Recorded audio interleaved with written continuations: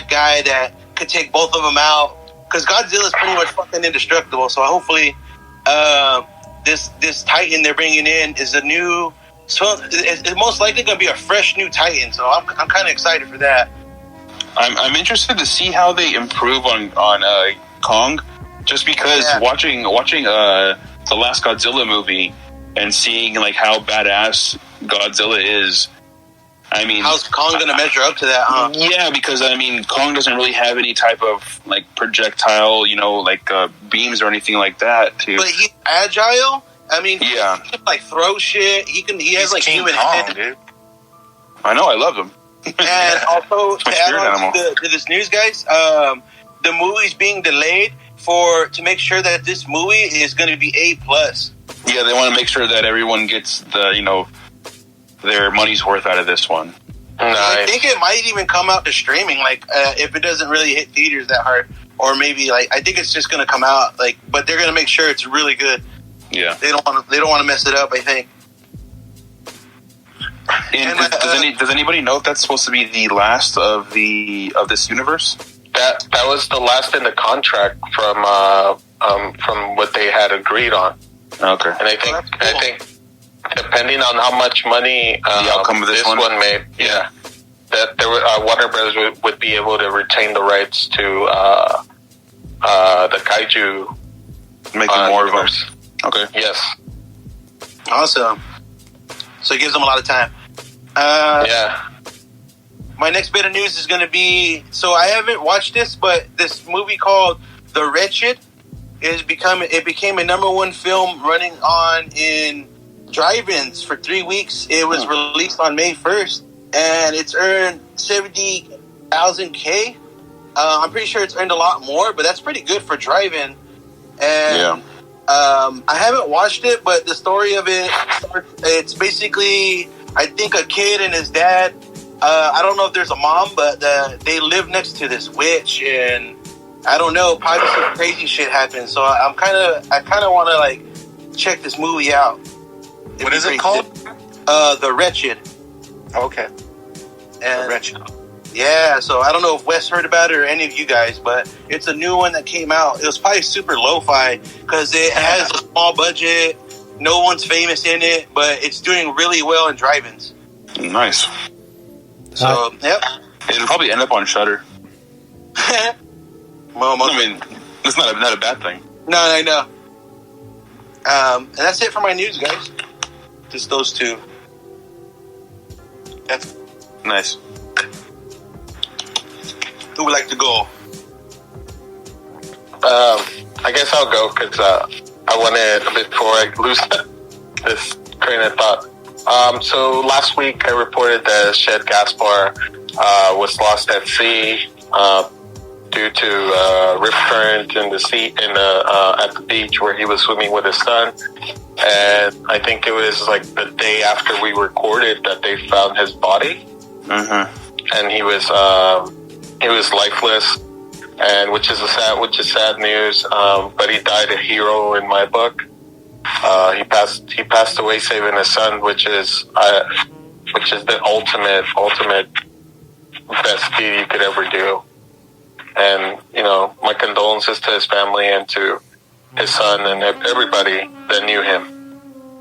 Right. Rest and in then peace. Another, it's an uplifting news, but also in California, we're about to hit phase 3 of the coronavirus reopening, and which includes the opening of bars, dining in. Well, we already could dine in, but the opening also of Disneyland. Oh, wow. And malls. Yeah. And then my last bit of news is kind of a sad one, and I really wanted to talk about it. So late last Friday night,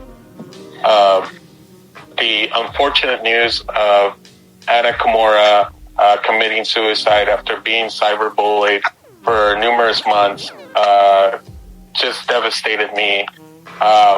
It just sucks that nowadays these things continue to happen, and people don't acknowledge sometimes like the amount of words and the stuff that you say does impact people. And I know because of this, Japan is actually passing a law against cyberbullying in Japan. So, shout out to the Japanese government to taking under consideration mental health, especially with a public figure who was, I think, cast in Terrence, I forgot the Terrence case. I forgot what it's called. The exact same show, the show that she was featured on, but she was cast on a Netflix show. And it sucks that, that this is still happening today. Yeah, that shit's sad, dude. I saw the post, or I saw an article about that, and I immediately thought about the chick from Star Wars. How they they kicked her off of Instagram. Yeah, they bullied her, Daisy Ridley. Iron Man girl. Yeah, and I'm just saying, I feel like this person got it the worst because right now, during this COVID, people have nothing better to do than to be trolls. Exactly. Like people that don't have balls, and I'll say this out loud because that don't have the fucking guts to tell somebody to their face something, or hide behind an anonymous Twitter or Instagram or Facebook page, and they don't know what they're doing to people, Right. Yeah, I was gonna say, at the end of the day, after the wrestling, after the fame, we have to realize that these are people just like us, and they want to please the fans. So as much as they want to please the fans, they'll take that criticism and it'll fuck them up, dude. And unfortunately, it really fucked her up, dude. And that's unfortunate, dude. Yeah.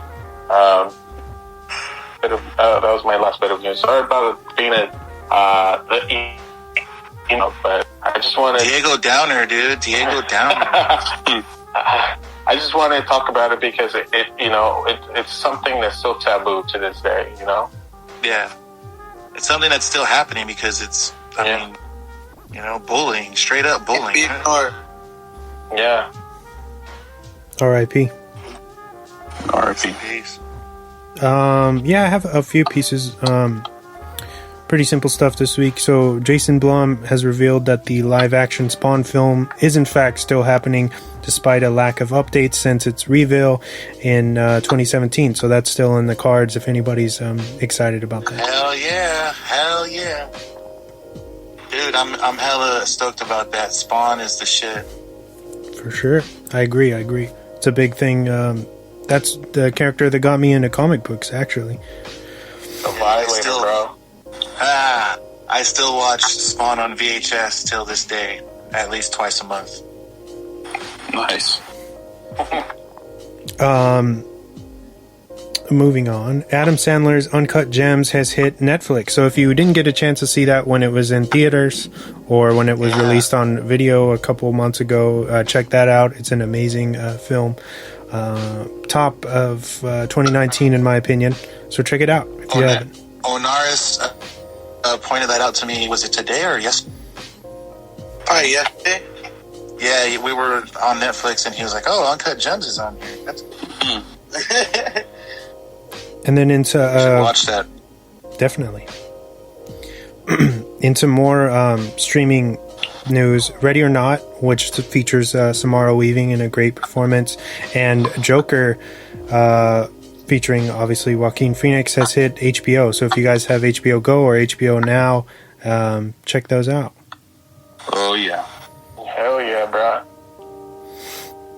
Also, I was going to talk about I thought the film was called The Wretched, but The Wretched sounds better. So is that how it's actually the title, Anaris? I don't know, but I'm gonna say it that way because I'm gonna say it now. The Wretched. I think it's The Wretched. Yeah, that makes sense, right? But yeah, like he was saying, it's dominating the box office, obviously because there's no movie theaters, but the fact that it's an IFC midnight film, the fact that they reached out to drive-ins basically across the nation and asked if they would be interested in showing this, and that they said yes, and people are actually going to watch it is an amazing thing for an indie film, you know. And although they keep saying, yeah, I was on a micro budget, but I've seen the film and it's pretty good, man. It's like it's in the vein of like Disturbia with a witch. You know what I mean? Like what happens if like this witch is kind of encroaching in your property and nobody believes you. You know what I mean? What happens? Cool. So yeah, it's pretty creepy, and I love everything that IFC does. So if you haven't seen it, if you want to support it, either check it out on VOD or go to your local drive-in. I do have a question for you guys. Yep. Yeah. For the Swan. Do you know if it's playing here at the South Bay Drive-In? It is. Yeah, the other night, that's what I was asking you to go watch, to be honest. Oh, okay, for sure. Yeah. Also, I was thinking, if you wanted to include this in the show, like maybe every week we can like do a shout out what they're playing. Yeah, like what they're playing, dude. That would be cool since it's like, the drive-in and stuff. Yeah, definitely. That would be cool because I fucking love the drive-in. You guys don't even know what the drive-in.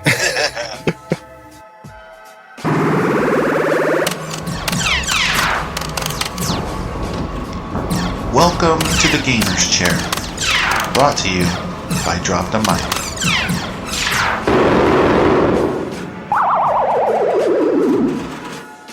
Bonaris, you want to take it? I got news for Dead by Daylight fans.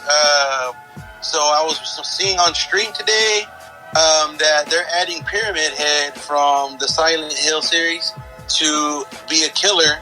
And I was seeing it. It looks very interesting and cool. The character looks OP as fuck, and it looks fun.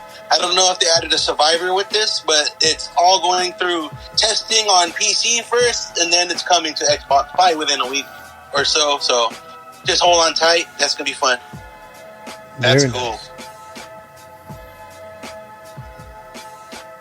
And that's all I have for games right now. All right, cool. I have just one piece of news as well. I don't know if any of you guys are familiar with the Mafia franchise as far as video games. Mm-hmm. I've seen it before. I heard. Yeah, so Mafia 2, it came out in 2012 for PS3. I remember playing. That was one of the first titles I played when I got my PS3, and it was amazing. It's like GTA mixed with LA Noire. Yeah. Oh. Yeah, like that kind of gangster style, but one more linear storytelling. Like it's not so open world like GTA. So I kind of really like that, like a cinematic gameplay. Yeah. But yeah, Confidential. Exactly. Kind of like, yeah. Did you ever play the Godfather game? Yeah, I love that too. That was insane. For that time for PS2, yeah. It was. That was really fun. Incredible. It's pretty much like that video game engine, if you can remember it. It's okay. The point of me bringing up the game is PlayStation Now, which is the streaming platform on for Sony PlayStation 4. You can get it and basically stream archive games live and play. Like they got like the new Tomb Raider on there and the newest Spider-Man game, but they just put Mafia 2. And you can do a 7-day free trial, and so you can test out all these games. And if you're if you spend hours on consoles the way that I do, you could probably beat a few for free if you're that invested. But yeah, they just put they put Mafia 2 on there, and then if you want to purchase the game, you can get all three of the Mafia franchise, the trilogy, for like $45-50, I think, which is pretty cool. That's a steal still. Hey, do you guys remember Sega Channel? No, I can't. I don't. I remember Sega CD. So Sega Channel was way ahead of its time. I want to give a shout out to Sega Channel for being the first online streaming service that would provide you with a monthly gaming subscription of 24 games, and it would switch every month. So, and this was like, I want to say like in the pre-2000s, dude, for like like 98 it came out. I'm going to have to do my research, but that's what it reminded me of. For Dreamcast and shit? No, it was for Sega, for like Sega Genesis. Pure Sega. Oh, wow. Dang. But